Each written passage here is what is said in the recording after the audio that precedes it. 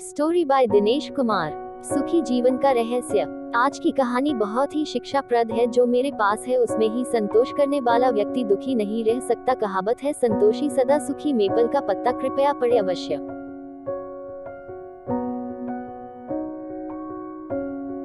एक महान संत हुआ करते थे जो अपना स्वयं का आश्रम बनाना चाहते थे, जिसके लिए वो कई लोगों से मुलाकात करते थे।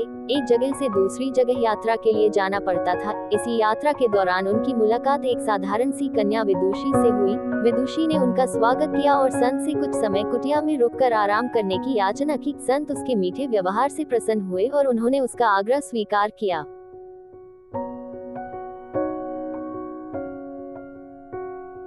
विदुषी ने संत को अपने हाथों का स्वादिष्ट भोज कराया और उनके विश्राम के लिए खटिया पर एक दरी बिछा दी और खुद फर्श टाट बिछा कर सो गई। विदुषी को सोते ही नींद आ गई। उसके चेहरे के भाव से पता चल रहा था कि विदुषी चैन की सुखद नींद ले रही है। उधर संत को खाट पर नींद नहीं आ रही थी। उन्हें मोटे नरम गद्दे की आदत थी जो उन्हें दान में मिला था। वो रात भर विदुषी का सोच रहे थे कि वो कैसे इस कठोर जमीन पर इतने चैन से सो सकती हैं।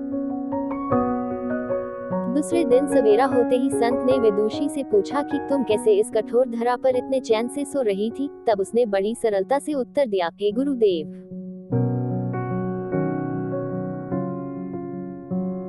मेरे लिए मेरी ये छोटी सी कुटिया एक महल के समान ही भव्य है।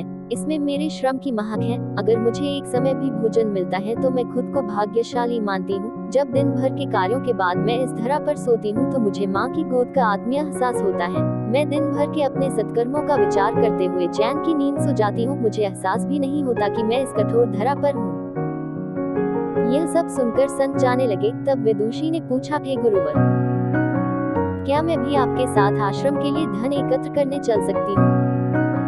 तब संत ने विनम्रता से उत्तर दिया, बालिका, तुमने जो मुझे आज ज्ञान दिया है उससे मुझे पता चला कि चित्त का सुख कहाँ है। अब मुझे किसी आश्रम की इच्छा नहीं रह गई। यह कहकर संत वापस अपने देश लौट गए और एकत्र किया धन उन्होंने गरीबों में बांट दिया और स्वयं एक कुटिया बनाकर रहने लगे। गुलदस्ता गुलदस्ता शिक्षा गुलदस्ता गुलदस्ता। आत्म शांति एवं संतोष ही सुखी जीवन का रहस्य है। जब तक इंसान को संतोष नहीं मिलता वो जीवन की मोह माया में फंसा ही रहता है, और जो इस मोह माया में फंसता है उसे कभी चैन नहीं मिलता। जीवन का सुख संतोष में है। अगर मनुष्य जो है उसे स्वीकार कर ले और उसी में खुशियां तलाशे तो वो उसी क्षण सारे सुख का अनुभव कर लेता है। जिस तरह विदुषी एक वक्त के भोजन को ही अपना सौभाग्य मानती है और कठोर धरा पर भी चैन से सोती है, उसी कारण उसे जीव में सभी सुखों का अनुभव हुआ है। वही एक संत वैरागी होते हुए भी खाट पर चैन से नहीं सो पा रहा था, क्योंकि उसे अपने पास जो है उससे संतोष नहीं था। जिस दिन उसने यह सत्य स्वीकार लिया, उसे एक कुटिया में भी अपार शांति का अनुभव होने लगा। इस कहानी से मिली शिक्षा को अपने जीवन में जरूर अपनाएं।